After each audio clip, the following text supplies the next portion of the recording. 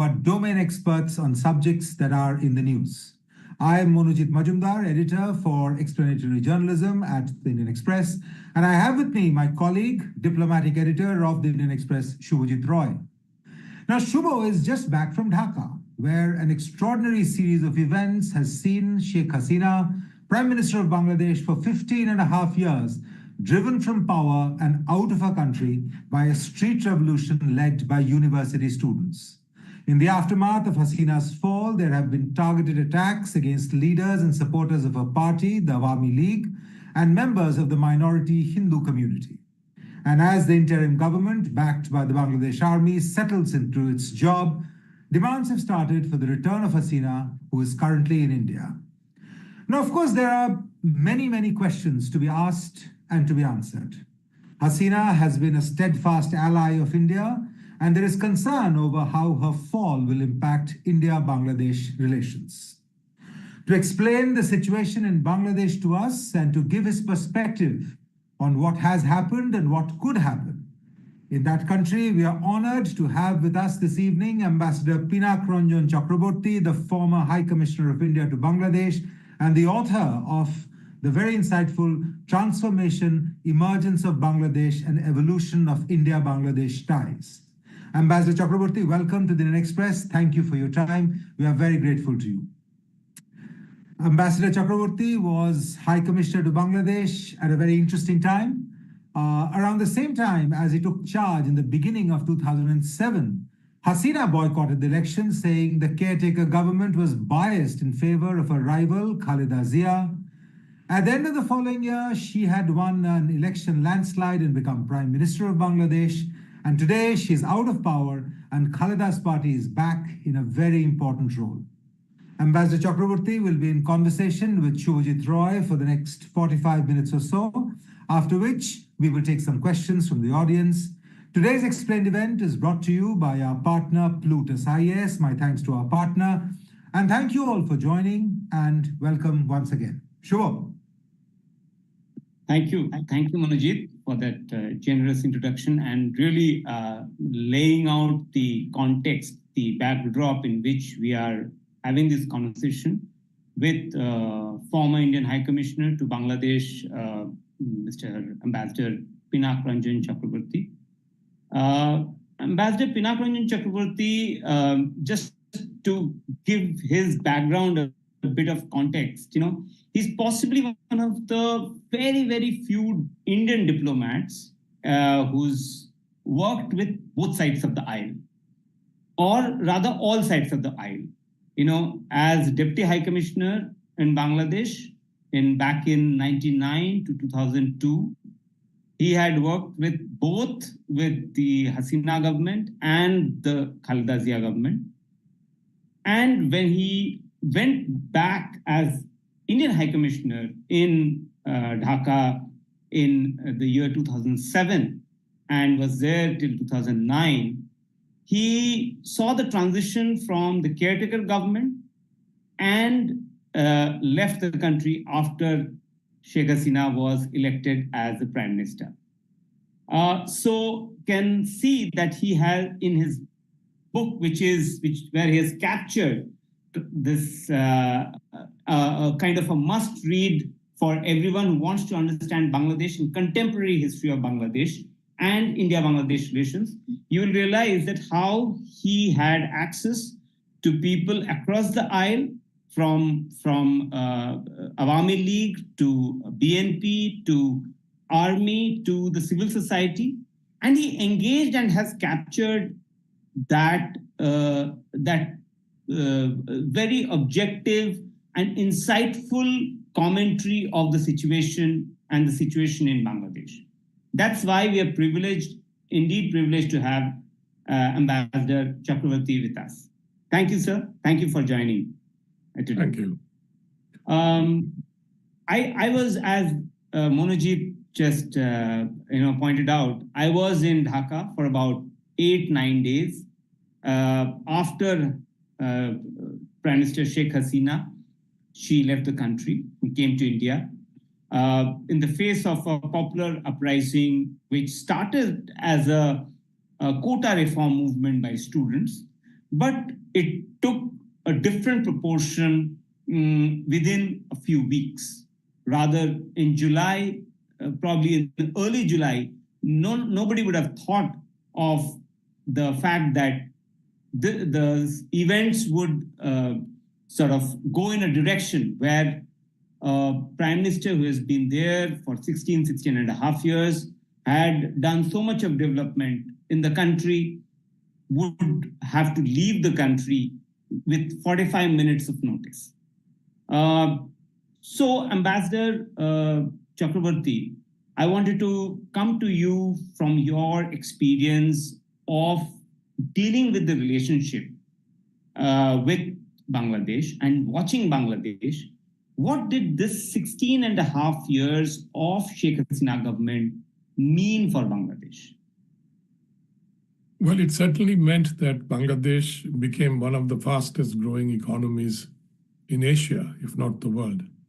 And if you see the ADB reports on its growth patterns and the graphs, they were very impressive. And so that was one thing that Hasina certainly contributed to Bangladesh.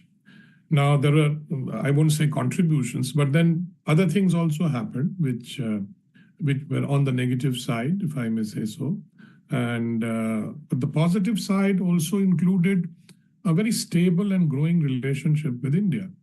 A large amount of trade developed, investments, Indian investments came into Bangladesh, and we developed energy connectivity and various other connectivities, railway, transport, etc.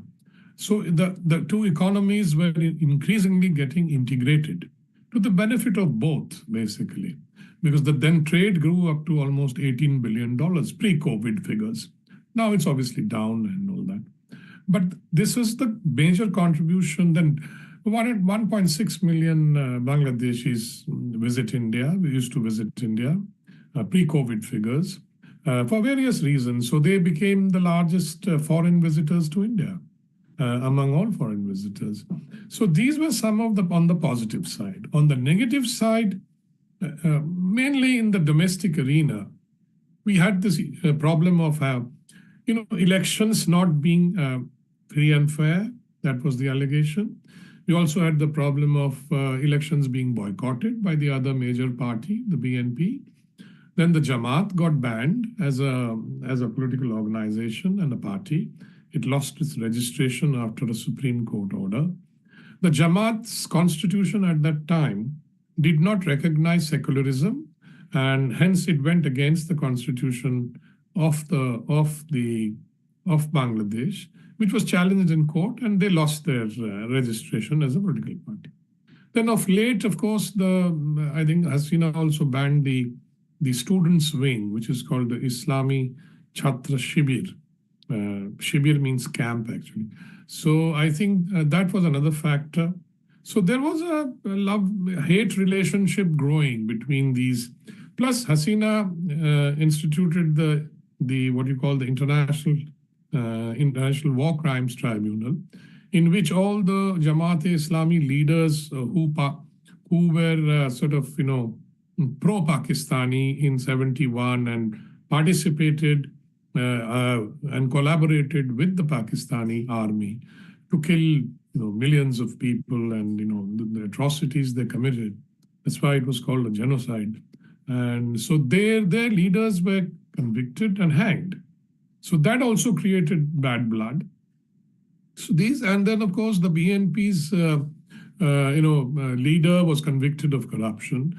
So the kind of domestic sort of developments that happened, which gave rise to the feeling that Sheikh Hasina was being increasingly authoritarian in that sense. And there were allegations of disappearance, extrajudicial killings, etc. But we had, India had no role to play in those things. They were entirely domestic. We were busy, in trying to improve our bilateral ties, concentrating on projects, concentrating on providing Bangladesh with a lot of things that they needed, including electricity. As you know, we provide electricity to them. So that's the general span of events that took place until, of course, the events of last few months that led to her, leaving power and coming to India. Right. Thank you so much for setting the scene or setting the stage for this conversation. I want you to go back to 2007 when you went there as the Indian High Commissioner in Bangladesh. What did you see? In your book you describe a bit, but I don't want it to spoil for the reader, for the viewers. I want you to describe what was happening in 2007 when you reached. There was a caretaker government. What did you find, and how did you tackle with that particular situation? When I reached Bangladesh, there was a caretaker government in place, which was not accepted by the Awami League, which said we don't accept this caretaker government because it was basically packed with the supporters of the BNP and the Jamaat, which was the previous government. So the caretaker system was very much part of the constitution then. But both sides had to agree, but they couldn't agree on the composition. And hence they unilaterally, the BNP Jamaat government created a caretaker party, which was not accepted. Then finally, when it was not accepted, so they made another caretaker with the president as the chief advisor or as the head. And they again planted their own people in that advisory council, which was obviously not accepted again. Now, there was chaos at that time, on the streets. The two-party cadres were fighting each other every day. They had brought Dhaka to almost a standstill. I arrived at that time, and within 7 days, that caretaker government was ousted. The army moved in. They were the prime movers of that ouster. And they then sat down with the president and created a new caretaker government of generally, very, very well-known people, technocrats mainly, diplomats, a few generals, retired generals. So that's what I faced when I arrived there. So my task was to work with that caretaker government, which we did, and we had a pretty good relationship with them because we realized that some of the people in the caretaker government were qualified people, and they felt that cooperation with India was a must, and we could both progress. And if you remember that in 2008, I worked very hard to run that first train from Dhaka to Delhi to Kolkata and the other way around. So now it's called the Maitri Express. So we developed a fairly good working relationship with that caretaker government. And we achieved a lot of things, including on the security side. Very, very interesting.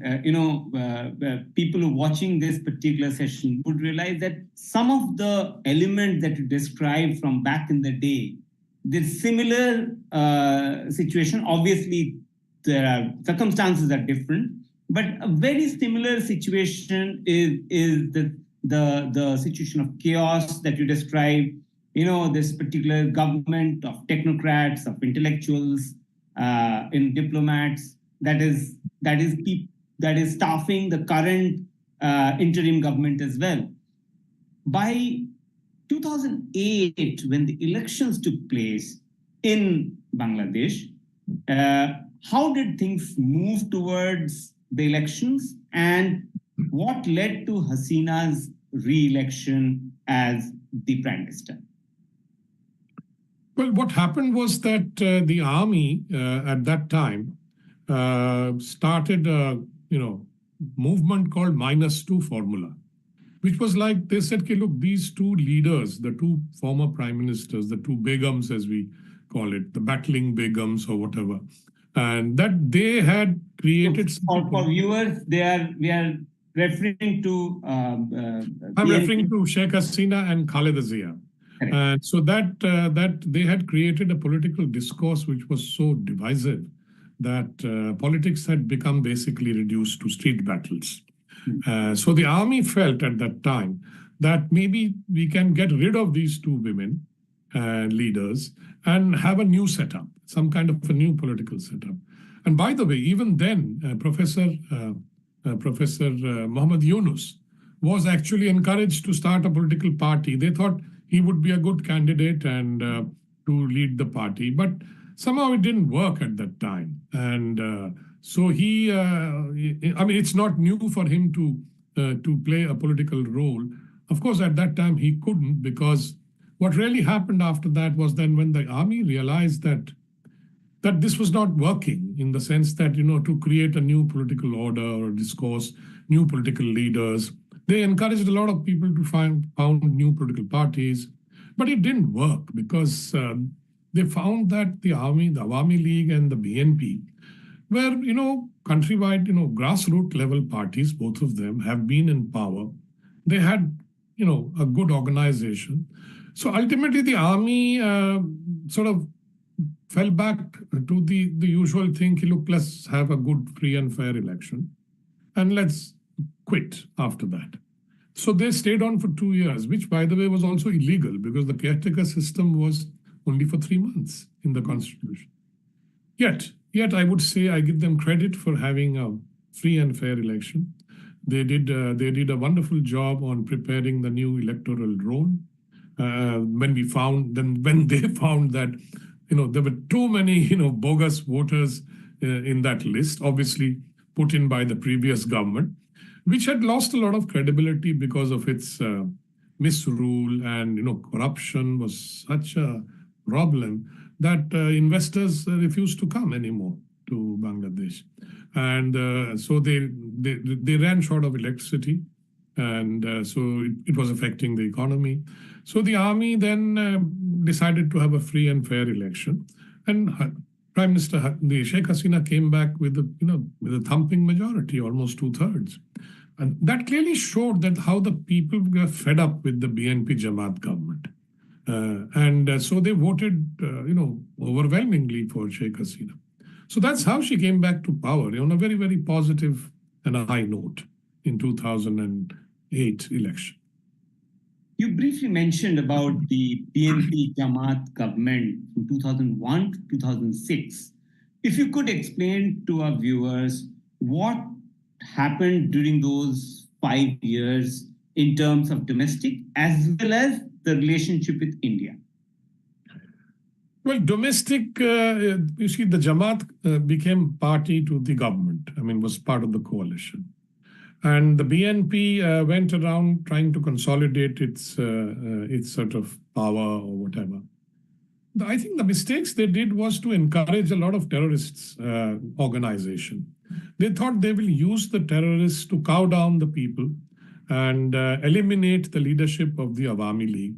In 2004, for example, there was this big attack on a Sheikh Hasina rally, public rally, in which she barely escaped, and a lot of people died. There was machine gun fire on the crowd, etc. And later on, it was discovered it was done by these terrorist groups, which had been patronized by the BNP Jamaat government. The BNP Jamaat government also patronized a lot of Indian insurgent groups. There was this famous case of the 14 trucks full of arms and ammunition, which was caught in Cox's Bazar area, which turned out to be meant for the Indian insurgents, obviously in some kind of collaboration with the ISI of Pakistan and other agencies. And so they were brought into this, but unfortunately, because the police, local police, which didn't know about it, they caught the consignment. And then it became such a problem for them how to justify all this. And so their image over the years, over those years, 2001, 2006, plummeted. And I've already said corruption grew to massive proportions. And there was a parallel government virtually being run by Mr. Khaleda Zia's son, Tariq Rahman. So I think these were some of the causes that led to the problems that towards the end, then there was no agreement on the caretaker government, the composition. And then I have narrated already what happened, by 2007 when I arrived.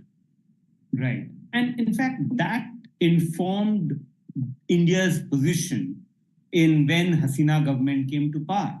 the kind of relationship that developed, especially you mentioned on the security side, that was a sort of a major game changer for the India-Bangladesh relationship. If you could tell us a little about that, what happened in the 15, 16 years?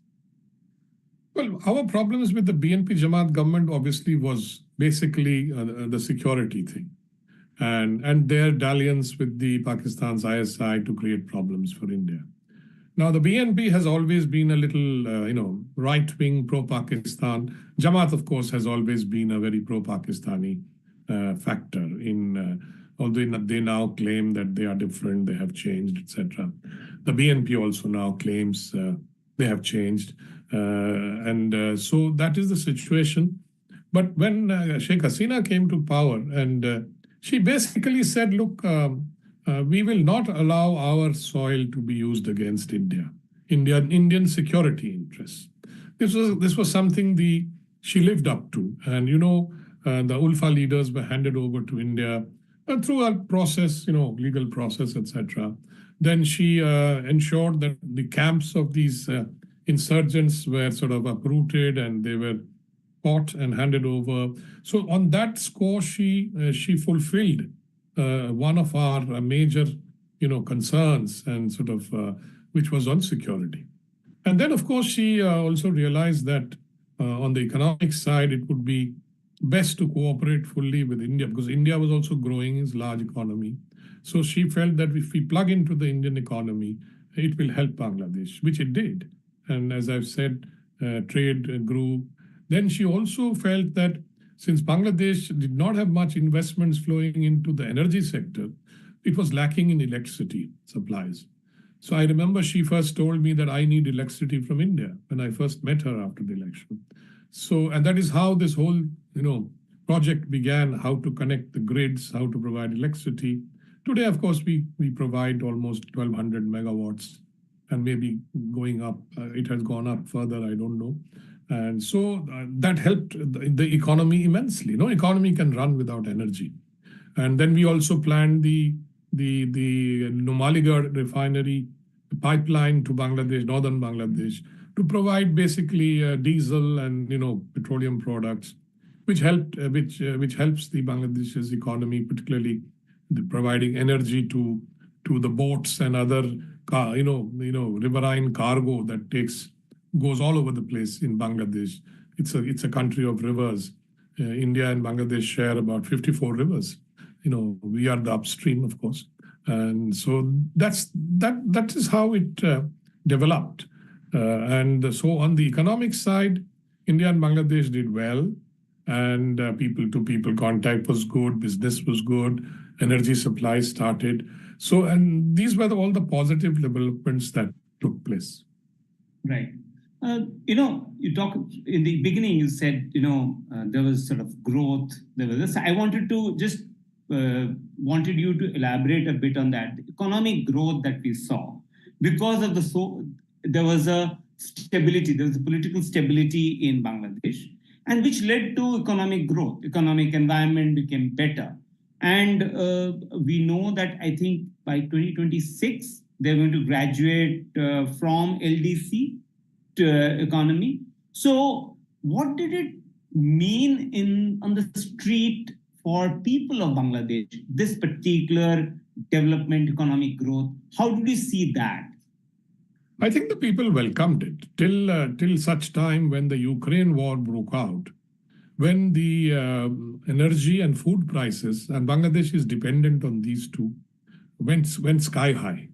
That is when the problem started, the economic problem started. I would also add that the economic growth, the fast economic growth Bangladesh achieved, was probably not equitable in the sense that, but that is true of many, many developing countries. So the jobs were not created to the extent, and a totally, newer and younger generation was coming into the economy and the society. So those were the things that worried them, and unemployment particularly. And that's why the quota agitation came in, because it blocked, free employment into the government by fixing quotas for certain people. We can talk about the quota system. There's a background to it. And it's like reservation in India, but different, of a different kind. Not based on caste or anything, but on freedom fighters and things like that. So the quota system came under attack. And that is because the younger generation felt that job opportunities were not growing, and for the general students. So that is another factor. Plus the elections, which they regarded as being unfair. And they felt that the new voters felt that we are not getting a choice here. We are just getting one party. So that also added to the rising sort of a dissatisfaction, if you can call it that. Right. So, you talked about the quota movement and, quota reform movement. This lack of jobs and amongst Bangladesh is a young country, 2/3 of the 170 million people are said to be young, under the age of 40. I mean, in a country like that, which is economically growing and really becoming a powerhouse in the region, in the subcontinent, it is facing with this huge population, young population, with lack of jobs. And the government job pie was really small. I was looking at the data. It was barely 3,000 jobs a year, And so, but there were applicants were about 4 lakh applicants wrote the exam last year. I mean, last time they held the exams.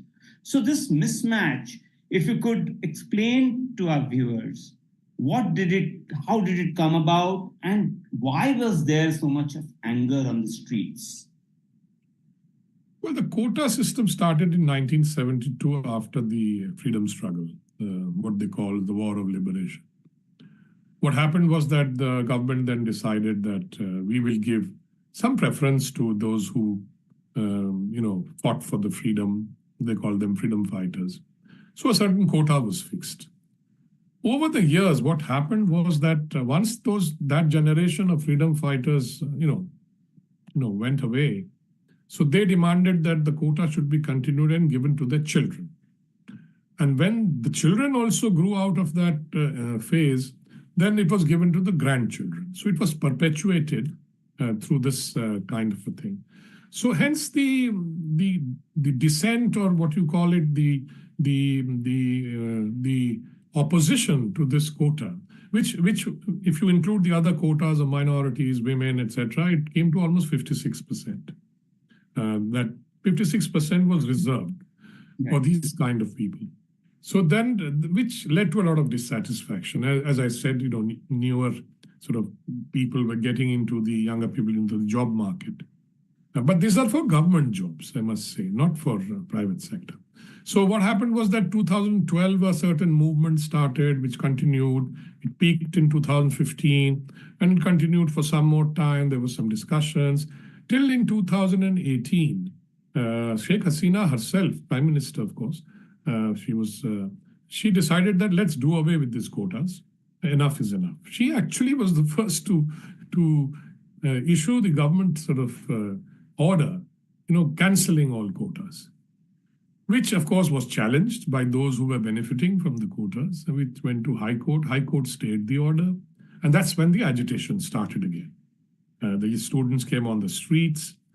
My view is that this agitation would have stopped after the Supreme Court judgment, which did away with the quotas, left only 7% as quotas. But I think the misjudgment and mismanagement of the students' protests, in my view, was that firstly, the Awami League thought that we will not tolerate these protests.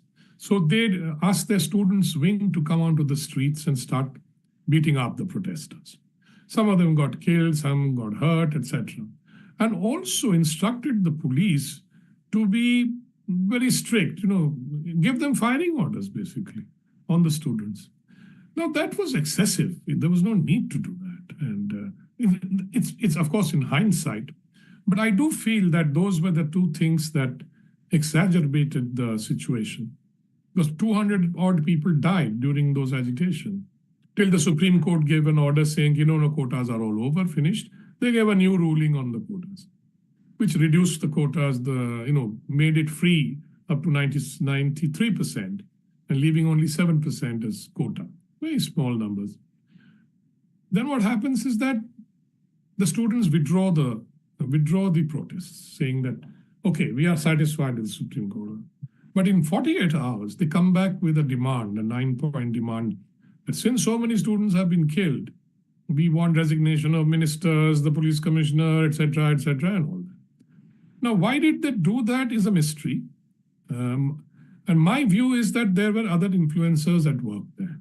Some foreign, mostly foreign, I would say, and some internal, those who saw this as an opportunity to push the door and agitate against Sheikh Hasina. Now, I would include among them the BNP and the Jamaat Islami, the Hifazat, and the Islamist groups and others. So what happened was that since Hasina obviously did not agree to sack her ministers, and so they went again on the rampage. And this time, I think it was a very well-oiled machine that was backing them. And so students from all over the country, and police again did, shot them, and everything is recorded nowadays. That created a huge backlash. And finally, the students said, will we march on to Dhaka and ensure that she's... Why did it turn so political? That is also a question. And that is because some forces joined hands, foreign and internal, to get rid of Hasina. Or as they say, this is a good opportunity for regime change.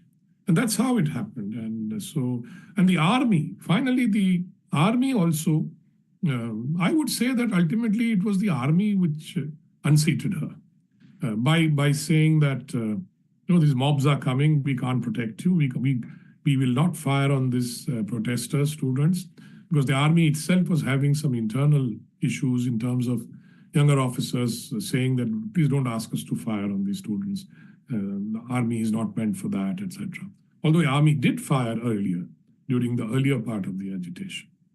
So that is how it became a complicated issue. And then finally, the army decided that they had to intervene and ask Hasina to leave. And that's how it happened. Right. It's very interesting. I was talking to people on the streets in Dhaka and from different walks of life. One of the things people sort of complain about her regime, apart from the development, is obviously, you can see that with the roads, with the highways, with the expressways. I took the road on the Chittagong highway, and they're like 6-lane, 4-lane highways. Roads are impeccable. The bridges that have come up. For example, the Padma Bridge, I don't know whether you've got a chance. Is an example. But there are also many other bridges that have come up because, as you say, it's a riverine state, it's a country, a country of 54 rivers, and so many bridges were needed. So the infrastructure-wise, it is extremely, the development is visible in Bangladesh. But one of the things that people really talk about is the capture of institutions, or some people go up to saying destruction of institutions also. I mean, that depending on who you talk to on the street, which political inclination, but there's general unanimity that there was capture of institutions. And that's where people had distrust and anger against the police and the judiciary, to say these two institutions.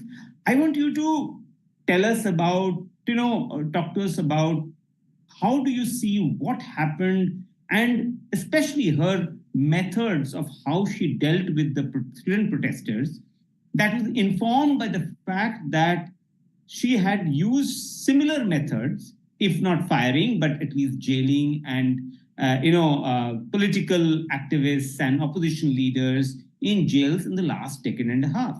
So if you could give us a sense of how this capture of institutions took place and how opposition space actually shrank, even including civil society.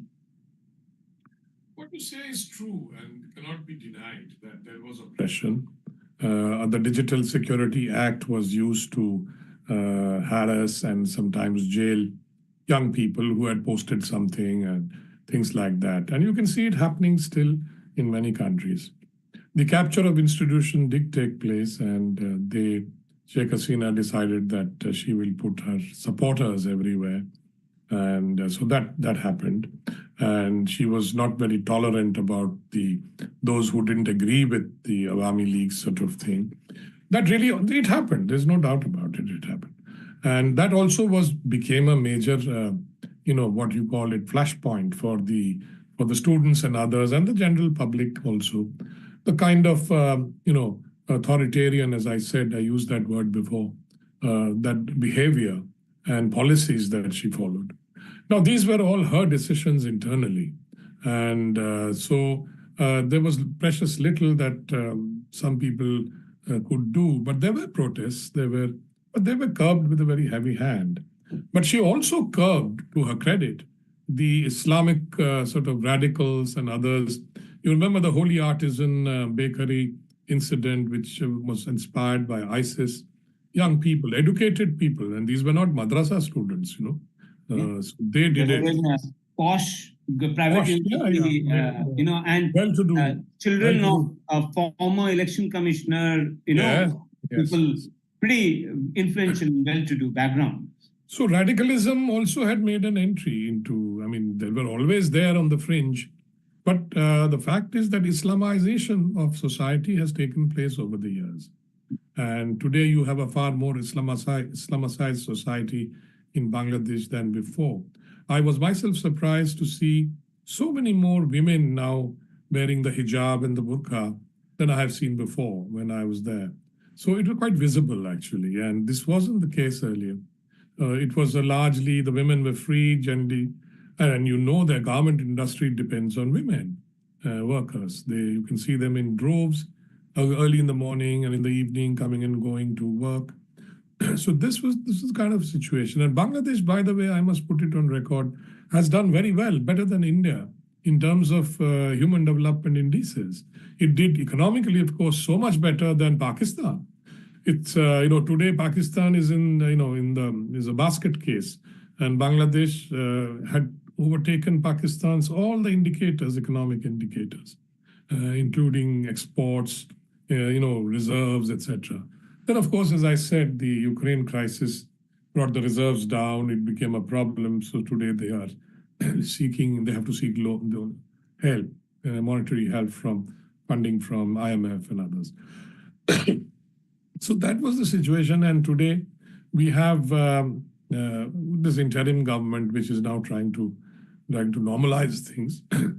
Things are still not normal. And as you said, the capture of institutions, so they are trying to recapture the institutions by making people resign. The whole Supreme Court judges had to be forcibly, they were made to resign. So that's the kind of thing happening. The reverse is happening now. So whether this is good for them, I don't know. Only time will tell. So they are putting their own people now who is putting, that's a good point.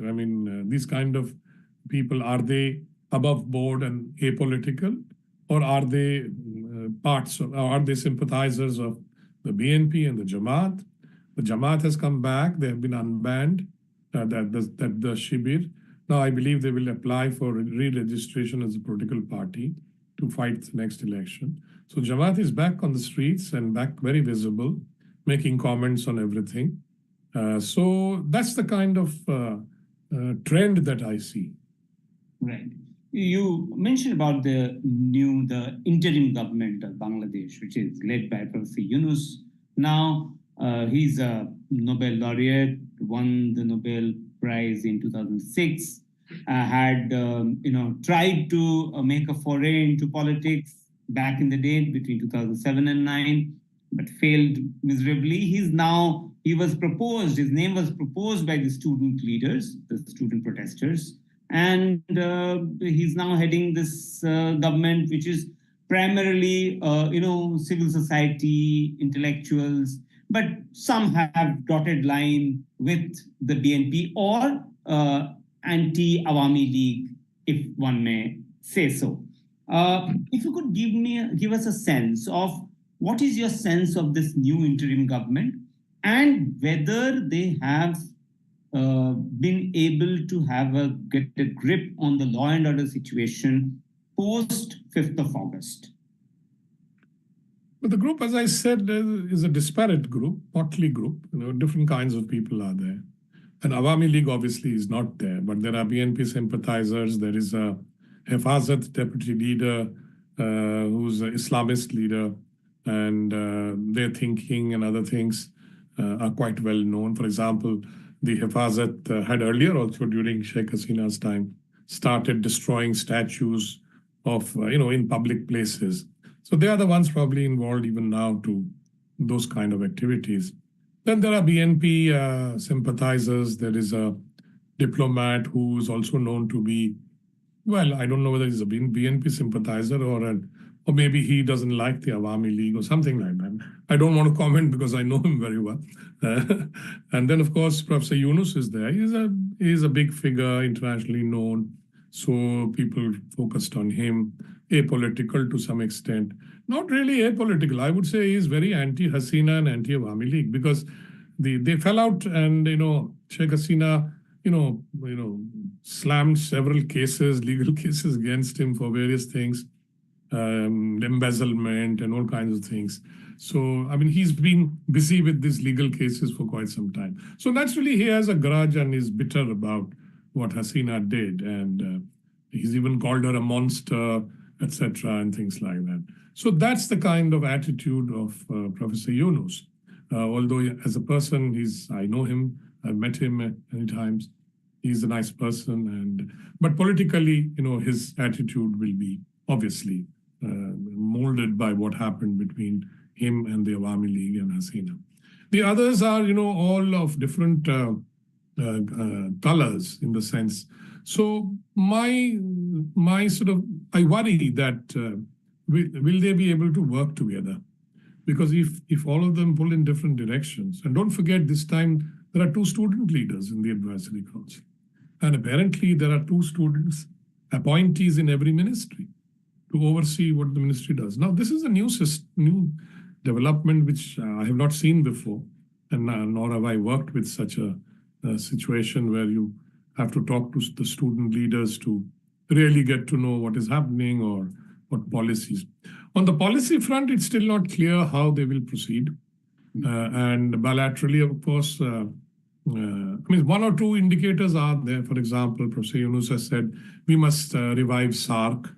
And apparently he has also said that he would want Bangladesh to join ASEAN. So these are some of the public statements that are there.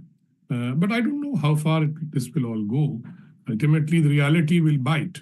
The reality of day-to-day life, reality of law and order, which is, by the way, still not, completely normal. Things are happening all over the place. Hindus are also getting attacked because the Hindus are, unfortunately, they are seen as Awami League supporters. And so they come under attack every time. In 2001, when BNP Jamaat came to power, same thing happened.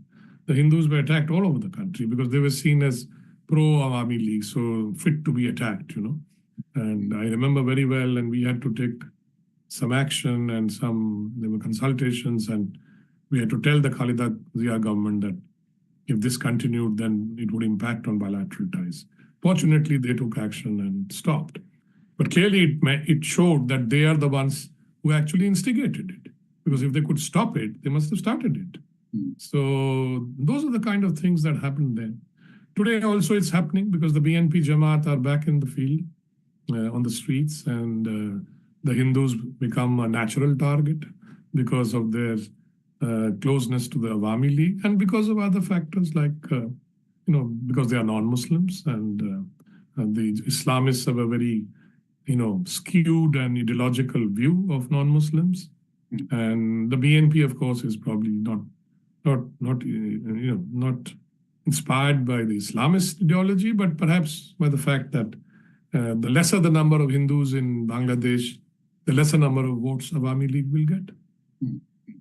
Yeah, you talked about the law and order situation and the situation regarding Hindus and minorities in Bangladesh, which has obviously been sort of raised here in India by the Prime Minister has raised it at least thrice, including a phone call with US President Biden, with a phone call with Professor Yunus, and his Independence Day speech, and his first tweet that he, tweeted out, posted after Professor Yunus was sworn in.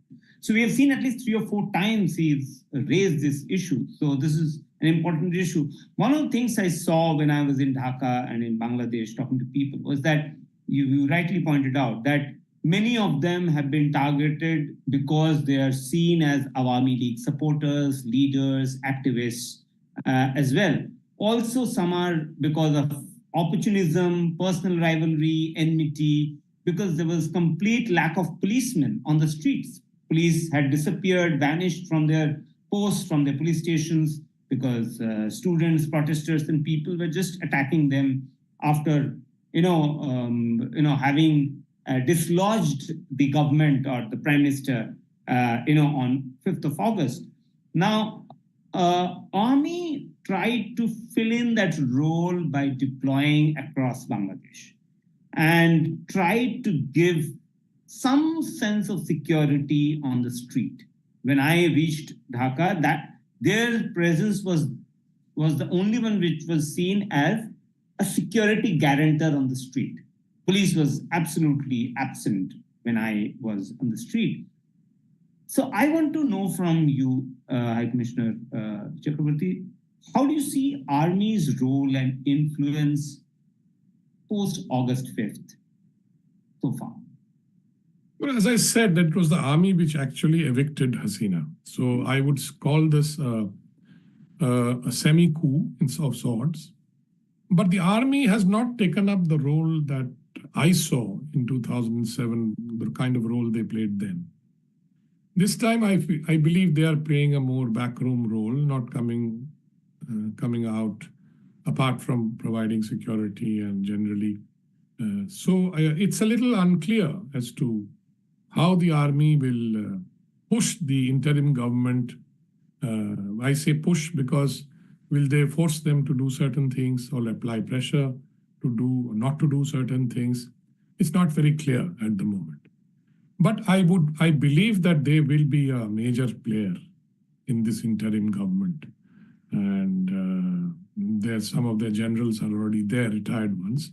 So they will have a good connectivity with those people. And so let us see how it works.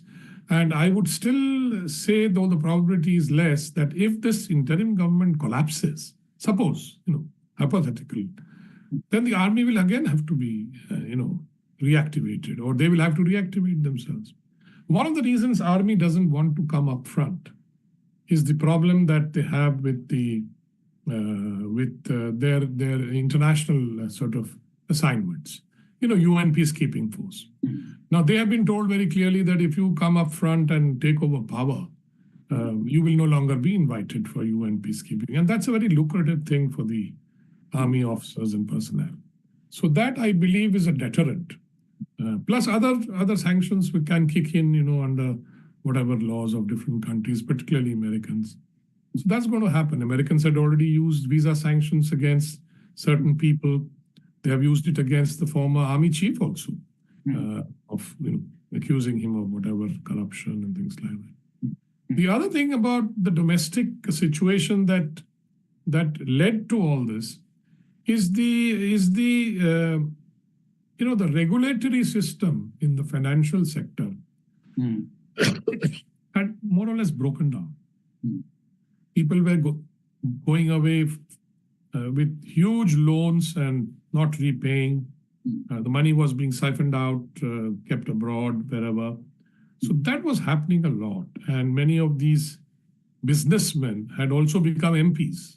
Right. So they became very influential in the political domain as well. So this was the kind of thing that had happened. And that led, today you will see that a lot of banks have come under certain stringent regulation not to do this, not to do that, etc. So there is a new, bank governor, central bank governor, who's a former IMF employee, and he's sort of trying to bring some order into this thing, making it more accountable. That was another reason why people felt that the Sheikh Hasina government was very lax in terms of and allowing her cronies and the usual crony capitalism kind of thing was leveled against her as well. And so that is another factor which led to the sort of growing sort of call it anger, call it dissent, call it disappointment, whatever. Yeah, this corruption and financial corruption, in terms of institutionalized, was almost, and one of the close advisors, Salman Rahman, who was the investment advisor, was sort of accused of perpetrating some of their allegations against him. He was in fact caught while trying to flee Bangladesh. That's what the Bangladesh authorities now claim. Now, I want to come to the issue of, the beneficiaries of this particular downfall or collapse of this particular government. Automatically, the two parties that come to my mind, and I want you to unpack both of them separately, is firstly the BNP. The BNP, after being in wilderness for 16 and a half years, now possibly senses an opportunity of a comeback. India has had a very difficult relationship. If you could give us a context, how do you see BNP's role moving forward? Khaleda Zia is obviously, she's been unwell. Tariq Rahman, Mirza Fakhrul, Moin Khan, Ruhul Kabir Rizvi, they are the ones who are sort of said to be the leaders of the party. Obviously, Tariq Rahman is the one who's the son of Khaleda Zia. If you could give us a sense of how do you see BNP's role, influence, firstly, the role, if at all, was there in the particular protest movement, and then moving forward, how do you see their role? As I said, the BNP jumped into the agitation without doubt. As I said, there were foreign influencers also who were helping and encouraging this. The Jamaat also jumped in.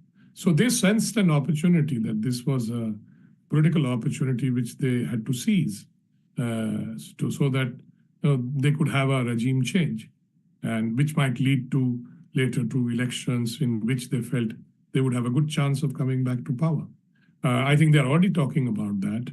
And they've already said that we will take help from the Jamaat, because if they are interested, then it will help us to come back to power.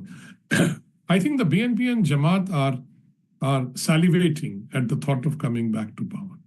And you can see it from their statements and various things. They have also, I think, indicated obliquely and sometimes openly, I think the Jamaat chief has clearly said, we have nothing against India. We would like to have good relations with India. So, and of course, they're angry, or what should I say, irritated, or whatever you call it, that India was supporting Hasina. Now, it's a mindset that, it's rubbing off on India. What do they mean by India supporting Hasina? We did business with the Hasina government because we had nothing to do with her domestic policies, what she did or what she did not do, which led to that situation. But somehow India is blamed for almost everything in Bangladesh. This is a very tragic thing. And it's easy, to blame somebody else for something that has happened. And I've seen it in all neighboring countries in India, the smaller ones. They would tend to blame India because of the asymmetry in the relationship, and they think India is influencing this or that, even if we are not. But that suspicion is always there. And that's why they constantly blame India. India must change its policies. India must do this. That kind of rhetoric is coming out again. I mean, that will there. But we have seen this before. We've heard this rhetoric before. Nothing new for us. And so the Jamaat and the BNP today are gung-ho because they feel that this is their chance to come back to power. And it may well happen that will do. But as I said, we will deal with that government and the situation when it happens. We have dealt with them before also. They also feel that, I think we have contacts with them also, as well. And they have been telling, I think, that, forget the past, we can make a new beginning, etc., and things like that. You see, because they cannot do without India. Any government in Bangladesh has to, we are so interdependent on so many things that it becomes very difficult. Plus, with the geopolitical situation being what it is, Bangladesh has only two neighbors in terms of land borders, India and Myanmar. And India is the maximum, 4,096 kilometers. So it's a kind of a hemmed in, by India, and hence everywhere they have to deal with India. And we are happy to deal with any government there. I think that has been our policy. And we'll see how this thing... The interim government, by the way, one small point that is about its legality. And so there are questions about that there is no provision for an interim government in the constitution. So they will have to do something to legalize this, take some steps, maybe get the Supreme Court to do something or pass an order. So that is another issue that remains to be dealt with. Yeah, you pointed this out. In fact, I had this conversation in Dhaka as well with people. I mean, this was one of the discussions that is on. And I think the Supreme Court Chief Justice, he took legal opinion with the fellow judges to sort of come to and passed on that opinion to the president, because the president asked for that opinion about the legality question. But I think whenever the new parliament comes into play, first order of business, or among the first order of business they have to do is give a legal basis to the interim government. Otherwise, anything and everything they do will be challenged. No, it can be challenged. But their policies, any orders they pass will be challenged in court. Can be challenged. I mean, yes, the new assembly will have to give cover to them. It's post facto or whatever they like. Correct. Now, you talked about Jamaat. I know they're salivating at the prospect. From India's experience, while when I interviewed the Jamaat Secretary General, he said all the nice things about, you said that we are not against India, but all that is easier said than done. They have to really walk the talk, in that sense, because experience shows whether the Chittagong, that arms haul case, or those bomb blasts in 64 out of 65 districts, the 300 bombs that went away. I mean, and so those have scarred Indian experience towards Jamaat. And what is, in your sense, and you make a very interesting observation in one of your remarks, that how you saw this Islamization in the society. Women were covering up much more than before over the last 20, 30 years, sort of ban that you've been to this country. So, but Jamaat's traction on the vote has been less than 5% last time when they were in power. I mean, so they really have disproportionate street power, it seems, or noise value than the percentage of votes. So if you could explain that to us, and what does it mean going forward? Has that increased? Do you think there is more influence on the street now, more traction now? You're right, absolutely. The Jamaat has never been able to win too many seats in parliament. Now, that is true of the Jamaat-e-Islami in Pakistan also, although they have disproportionate influence socially, and because they run these masjids or madrasas and things like that. But by and large, the people of Bangladesh have not really voted them to power in any election. So the only time they came to power was when they joined hands with the BNP. Because the Awami League, being the largest party, still gets the largest share of the votes. And the BNP and Jamaat together only can perhaps beat that. On their own, they can't, in my view. And that's the sort of we have seen over the years in election. So the Jamaat will, of course, be trying to come back to power. But as you said, and I agree, that they will never come back to power on their own. That is a factor. The problem with the Jamaat-e-Islami is its past and its history. And that is a hangover, and they can't just get out of it. because everybody knows that they collaborated with the Pakistanis and organized all militias that are what they called Razakars, things like that. Al-Badr and Razakar, etc., who killed and maimed and, did all kinds of very bad things. That memory is still there. I mean, people haven't forgotten. And moreover, they are ideologically, they are Islamists, which means that they want, and they say so openly, that they want Bangladesh to be an Islamic state, ruled by the Sharia and not by any secular laws. They also want all kinds of non-Muslim rituals, etc., to be banned, which means that kind of social customs, they would probably want to ban singing also. Music is also not permitted. Even education, women's education. Hifazat had demanded the 13-point charter that women can only study up to puberty, and after that they should not be allowed. All them, and Sheikh Hasina, to some extent, at least on the statues and all, she did collaborate with them, thinking, okay, this will, send some peace feelers. But they are not the ones who will compromise on their ideological thing. And Hifazat's number 2 guy, as you said, is part of the interim government. Absolutely, in charge of minority affairs. So I am a little doubtful as to, I am confident, and I can say this openly, that a leopard does not change its spots. So they are unlikely to change their ideological spots. Now, politically, they may make some compromises. That is perhaps likely.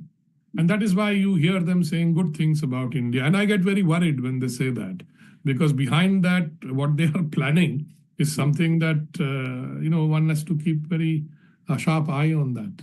Right. The BNP also says the same thing, forget history, we made mistakes, etc. But let us see. I mean, if they come to power, which they think they will, then we'll have to deal with them and we'll check, we'll see. And this is a different India they will be dealing with. Right.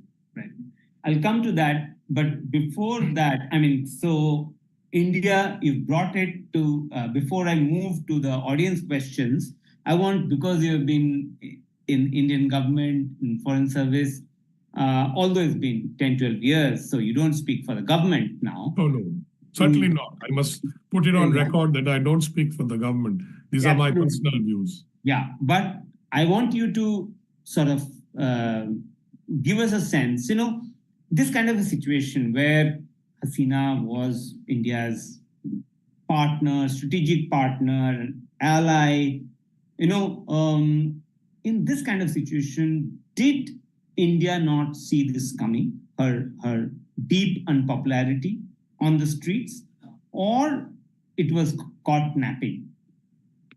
I would use say two things here. One is that your question that did we know what was happening? Of course, we knew what was happening, but did we know that that she would be unseated in this manner? Probably not. I mean, that is what the feeling is. We had. I think there was frequent meetings, etc., and including track 2 meetings, including meetings with the army, intelligence agencies. I'm sure they would have discussed some of these things. Oh, this is happening, that is happening, etc.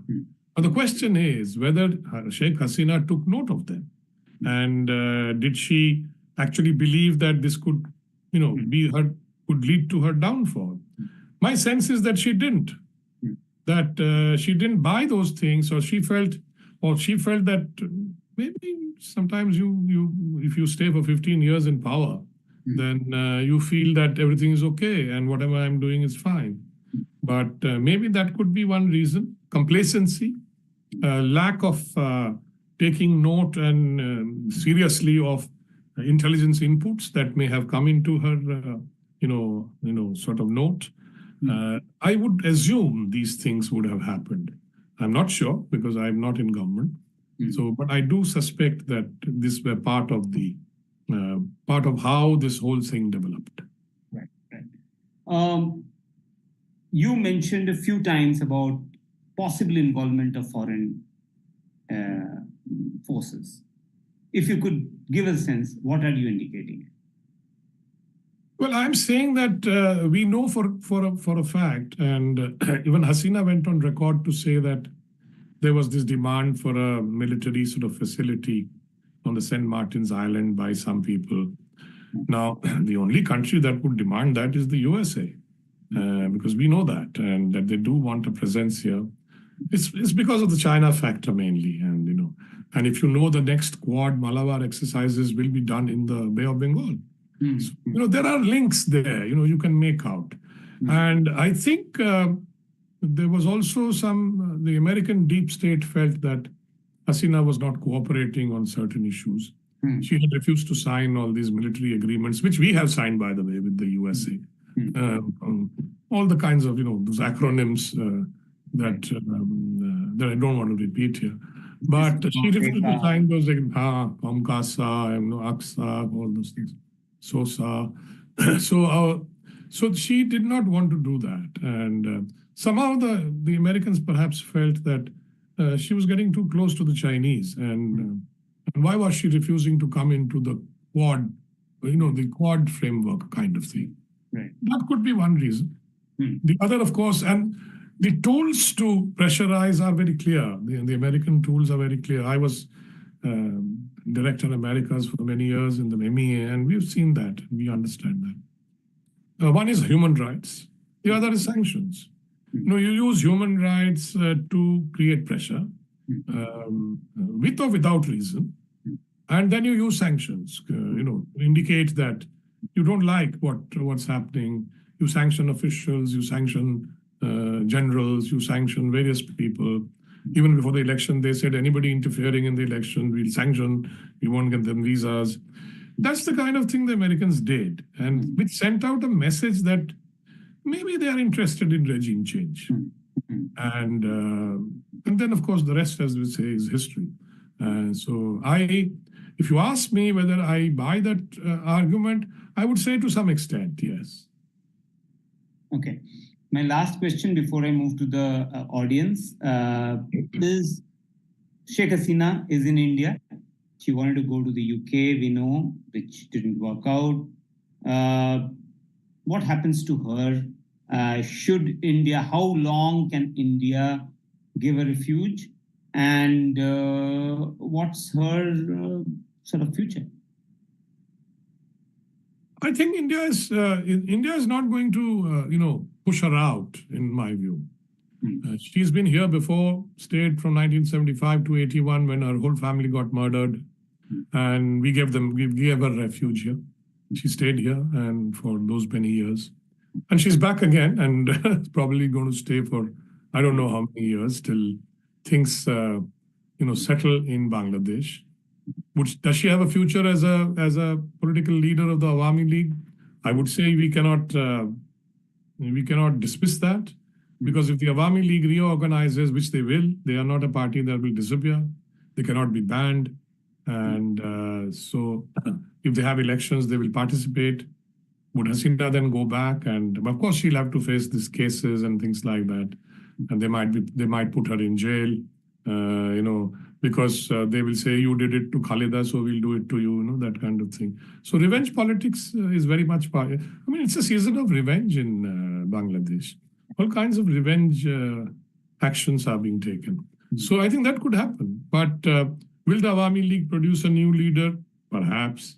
Or will they ask Hasina to come back and again assume the leadership? That could happen. So these are all possibilities. Very difficult to tell at this stage. But these are all possibilities. And on the point of whether Hasina will continue to stay here, it is her choice. I don't think the government of India is going to push her out. Thank you so much. I'll now move to the audience questions. And the first question is from Smriti Anupam. Smriti Anupam, if you could unmute yourself. Good evening, sir. Good evening, sir. Can you hear me? Yes, please. Go ahead. We can hear you. Yes. Good evening, sir. So it's a very high privilege for me to connect with Shubhajit Roy, sir, and Pinak Ranjan Chakravarty, sir. But sir, given the scenario that is going on in Bangladesh, I'm highly disappointed with the ongoing conditions of Hindus and Bengalis over there. So my basic main issue and question that I will be asking you regarding on this point itself, and the question is, how does the ongoing and age-old anti-Hindu violence and anti-Bengali nationalism as aggravated under the regime of Ms. Sheikh Hasina ma'am be safeguarded and stabilized, and peace be restored in the future in Bangladesh, not paving the way to the barrack politics backed by radical Islamization of the country as illegitimately impounded by former Bangladesh Prime Minister Ms. Sheikh Hasina. Okay, I would request all those who are asking questions to ask a question, not create a narrative and then come to the question, because it would be easier to handle more questions that way. Okay, what you said was that I've already said that the Hindu minority there has been under pressure for a very long time, since 1947, or even before partition. So today it's down to about 8% of the population. It's been coming down. And one reason, of course, is that they face discrimination. They are persecuted in many ways. And one of the things that they do, people who, they want to grab property. It's a poor country, so anybody thinks that if I can drive away this Hindu family, I can grab their property, I can grab their land. That's a very motivating factor there. And hence Hindus also sometimes feel, look, maybe we have no future in this country. And many of them came to India pre-47, 47, then 65, during the war. So it has been happening over the years. Now, the very fact that Prime Minister Modi mentioned this factor, and we have been talking about it, is to signal that, we will not tolerate this, that, and we can take countermeasures. We also don't want the Hindus to come to India. After all, they are born and brought up in that country. Why should they leave their homeland? And so we have been signaling that this is not on. In fact, the BSF has been instructed not to allow them to come in. Let them go back, fight their battles there, whatever they have to do, and stay there. That's what I think is happening at the moment. So this is what I feel, that the Hindus should stay there, fight their battles, very much a part of that society. And why should they run away? And so this is the feeling that is prevailing in India. And the government and obviously reflects that feeling. Right. The next question is to Prakhar Tripathi.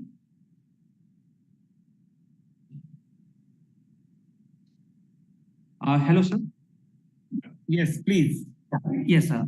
So my question was so thank you, sir, for your words today.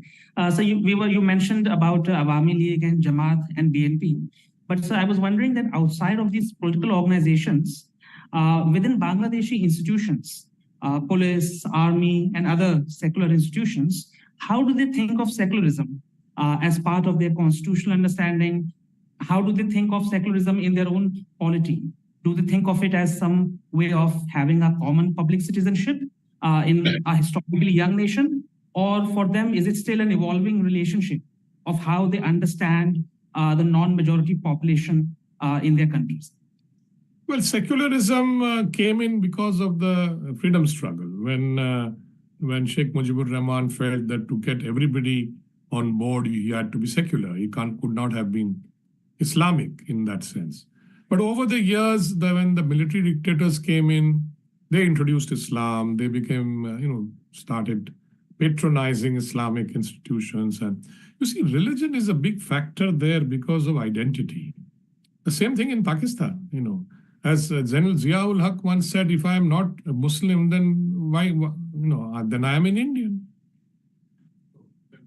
Why was Pakistan created? So that identity crisis persists in Bangladesh too, and which Zia emphasized a lot, saying General Ziaur Rahman, who took over after Mujib was assassinated, that we have to have Islam and we have to be more Muslim.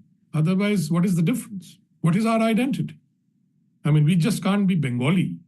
We have to be Muslim as well. So that permeates the thinking and the society there. Hence, it's not going to go away. We have to deal with that. And we have no problem. I mean, you can be Muslim, it doesn't matter really. As long as when we deal with you, you don't bring in religion, in terms of, government-to-government dealings. Now, secularism, I'm afraid, is very skin deep. It was removed from the constitution. Now it has been brought back by Hasina. But Islam also stays in the constitution as the state religion. So it's a confusing and situation there.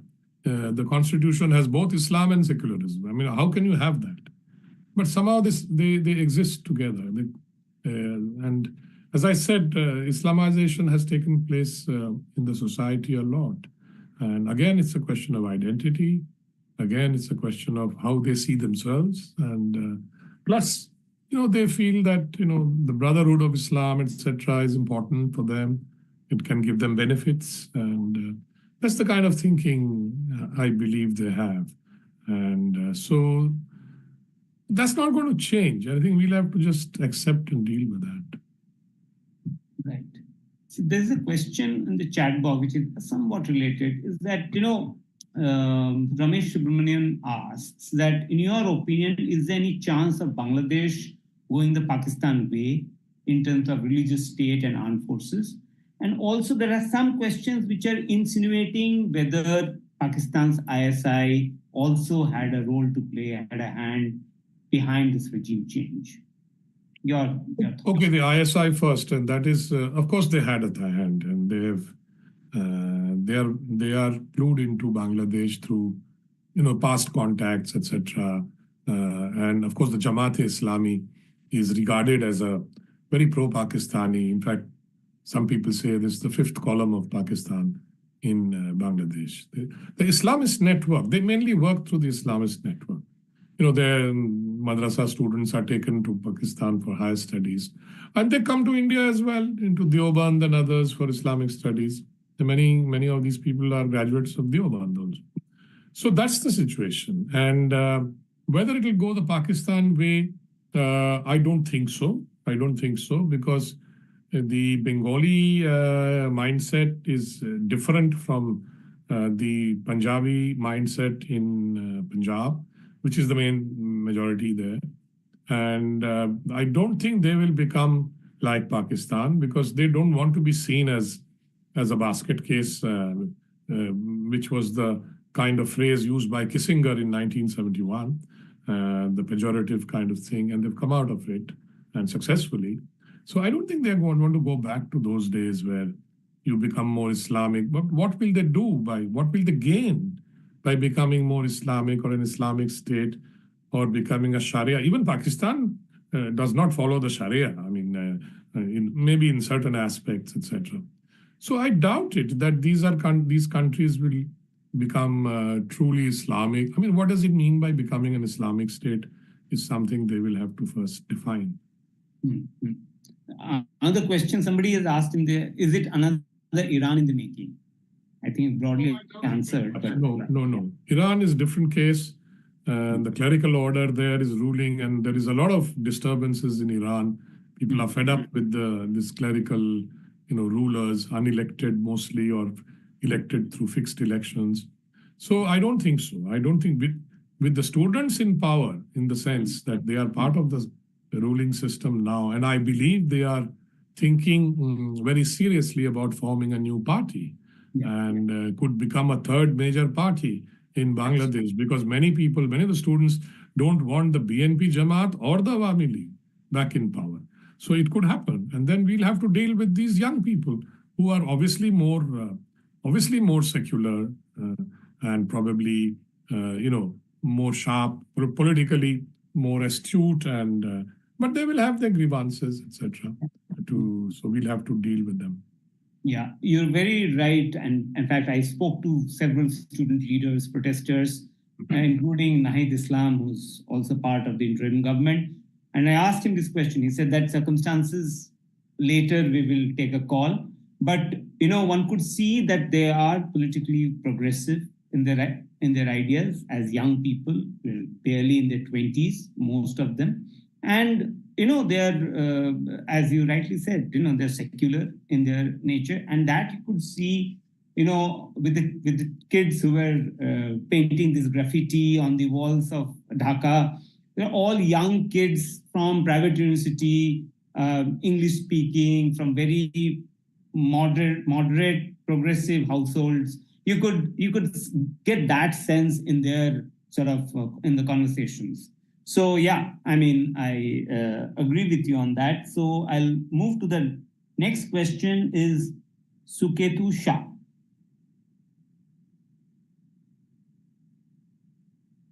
Suketu Shah, please unmute yourself and ask the question. Sorry. Yeah. Hello. Thank you for this. My question is related to China and what might China's role be in something like this. The second question is really, which you may have partially answered, which was about Sheikh Hasina. The question is, if she is extradited, if they ask for her to be legally extradited to Bangladesh, how would India respond to that legal process? So two separate questions on China and this, please. Thank you. Okay, China first. I don't think China over the years has been dealing with any government, including the Sheikh Hasina government, to which it promised, billions in terms of investment, which never came though. And but did China know that there was a problem? Probably they did. And because Sheikh Hasina had gone to Beijing after she came to Delhi, and she wanted funding from China to the extent of $5 billion, which China refused. And she was unhappy and angry, and she came back a day before from the scheduled visit. So there may have been some trouble there. But was China actively involved in this, let's say like the US or Pakistan? I would say perhaps not. But they were watching, and they will deal with the new government like we will deal with the new government. China's priorities are different now. It wants influence in India's neighbors. It uses Pakistan as a proxy against India. It wants access into the Arabian Sea and the Bay of Bengal, etc. It has other priorities now. So they will work with whoever is in power in Bangladesh. Now, the second question was about, remind me, what was it about?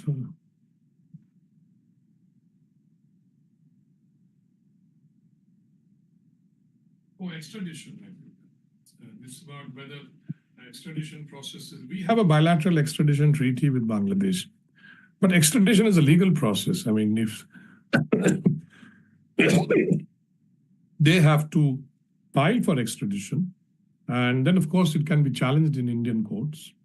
And you know what will happen. It can go up to Supreme Court, and it can take years. After all, we have also experienced this in UK and USA, where when we try for extradition, it goes on, and because it becomes a political issue, really. There is also a clause in our extradition treaty which has a political exemption clause. I don't know whether, if the crimes are political, then it cannot be extradited.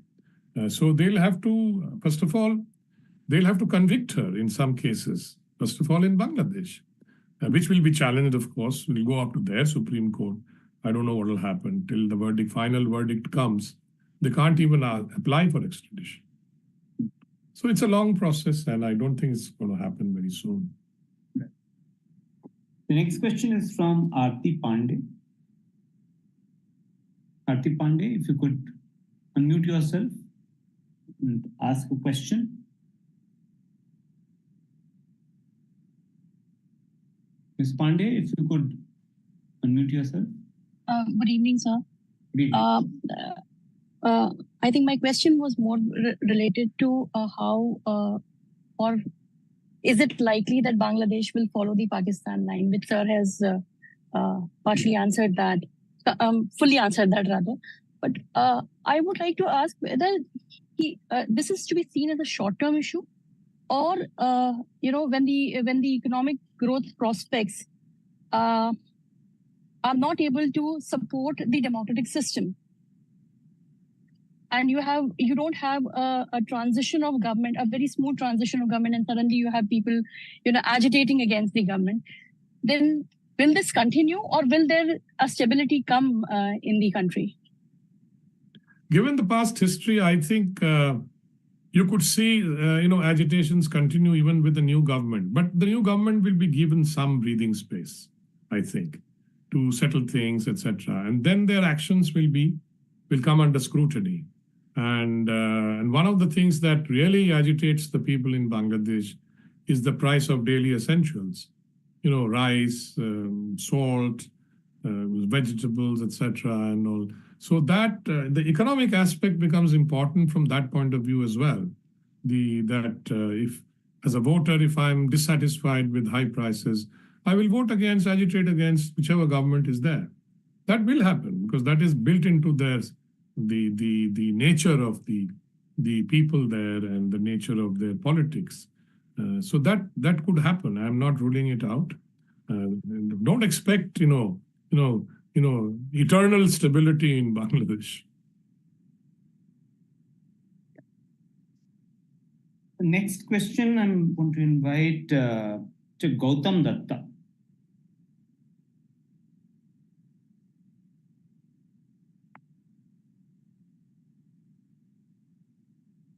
Please unmute yourself. Yeah, I had a question that these type of things are happening by Pakistan. Rather, I would say in Bangladesh, there has been a coup in 1975 and there has been a uprising now, again, the regime change. So how do actually Ministry of External Affairs deals with this? Do we have a system by which they studies this and actually patterns? Like US, they have a RAND Institute. They look for the policy changes and other. So do we have a very well-balanced system to study them and to figure it out that what type of risk management system we do? Because it's something which is known. It is not that something which is not known. Are we prepared for these type of eventualities which will happen, or it is just come as a shock? No, we are prepared. We know, because if you look at the history of Bangladesh, we know these things have happened and it can happen again. So we are prepared. Prepared in what sense? I mean, the question is, are we prepared to deal with the change? The answer is yes. Are we prepared to ensure that our borders are protected properly when instability hits a country like Bangladesh? The answer is yes.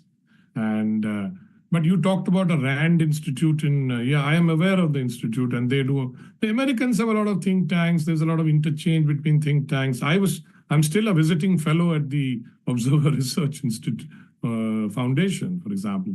In India also, we now have a lot of think tanks, and a lot of our former diplomats and ambassadors are members. They do a lot of writing and discussion and what's to be done, which is fed into the government also. That earlier system has changed because today we have a lot of think tanks. So they do feed into the government's sort of thinking. Of course, policy is decided by the Ministry of External Affairs in consultation with other agencies, and there are meetings that are held to take such decisions. So I think that is how it works in our system, and it works in the sense that yes, I mean if you have a black swan event, which nobody can predict, not even the greatest of think tankers can predict. You can only work on probabilities. Right. I'll close, but before closing, I will take a few questions from the chat box. And one set of cluster question I can see is that what will the course of the India-Bangladesh relations if Hasina, former Prime Minister Sheikh Hasina, continues to stay in India, and one has to deal with the interim government or a future government led by maybe opposition parties? What is your prognosis of course of India-Bangladesh relations? And I think linked to that is, what are the potential threats to Indian interests after this regime change? Well, first of all, I would say that Hasina's staying in India will not impinge on our bilateral ties very much. Not impinge because that's a separate issue. If they want to extradite her, they will have to follow a particular legal process, etc. I don't think they are going to hold that thing, or Hasina's, whatever they want to do with her, or extradition and whatever, hostage to our bilateral ties, which is far more important, far more interdependent. And really, I think anyone sitting in Dhaka and looking at the landscape will not incline towards disturbing this the arrangements that we have. But it could happen. And some people, they want Some people are saying we should cancel all the agreements that Hasina signed with India in the last 16 years. Now, these are emotional statements and outbursts, which is more directed against Hasina than India. And international agreements cannot be just unilaterally, dismissed.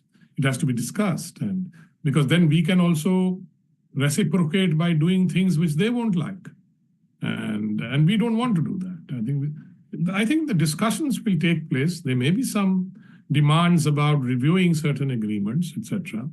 And don't forget the LDC thing, a change to developing country status in 2026 is going to impact hugely on Bangladesh.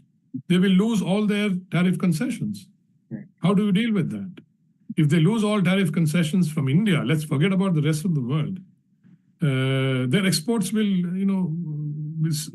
not move into India because there'll be tariffs on it, which they don't pay nowadays. There's no tariff at the moment. So they will have to come into some kind of a agreement with India to maintain the non-tariff status of their goods. Secondly, then the Ganga Waters Treaty is coming up in 2026 for renewal. We'll have to deal with it. What are the demands they will make? They might make demands which may not be acceptable to us. So all those things are there. They're up in the air. So they'll have to take a realistic view. We will have to take a realistic view if we wish to stabilize the relationship. Whichever government is there, it doesn't matter which government is there. That is a very realistic note, a pragmatic note on which I want to end this insightful conversation. As we know that Bangladesh needs India as much as India needs Bangladesh, the neighbors, and you can't choose your neighbors. So you have to live with each other. So I'm sure your colleagues in South Block, Ambassador Chakraverti, would be spending next weeks, months, years navigating this situation.